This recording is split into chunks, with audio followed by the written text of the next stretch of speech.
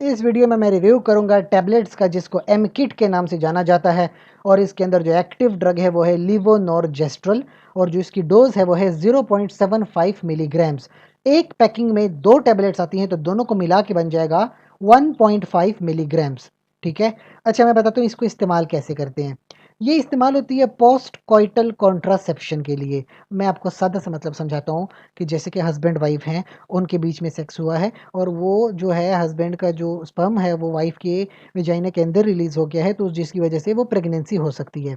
तो प्रेगनेंसी को रोकने के लिए यानी फौरी तौर पर सेक्स के फौरी तौर बाद फौरन आप इस मेडिसिन का इस्तेमाल करें ताकि प्रेगनेंसी को रोका जा सके, ताकि आपकी वाइफ प्रेग्नेंट ना हो। तो ये 2 टैबलेट्स खिला सकते हैं अपनी वाइफ को और प्रेगनेंसी को उसी वक्त रोक सकते हैं। अच्छा, उसी वक्त अगर आपको ख्याल नहीं भी आया तो तकरीबन 72 आवर्स यानी कि 2 दिनों के अंदर अंदर आप ये मेडिसिन अपनी वाइफ को दे दें तो इसको भी पोस्ट कॉइटल कॉन्ट्रासेप्शन कहते हैं। ठीक है, तो ये इसके लिए इस्तेमाल होती है। अच्छा, कुछ इसके एडवर्स इफेक्ट्स मैं आपको बता दूं कि सर दर्द कर सकता है, जिस्म पे एक्नी हो सकती है, ओवेरियन सिस्ट बन सकता है, कुछ प्रॉब्लम्स हैं, पेट में दर्द हो सकता है या बहुत ज़्यादा ब्लीडिंग हो सकती है। ठीक है, इस तरह की कुछ प्रॉब्लम्स हो सकती हैं।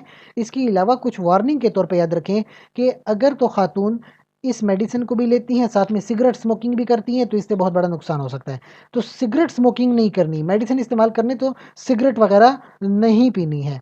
ठीक है, ये कुछ ज़रूरी बातें थी जो आपको समझानी थी। इसके अलावा अगर एक खातून ऑलरेडी प्रेग्नेंट हो गई है तो फिर इस मेडिसिन का इस्तेमाल नहीं करना।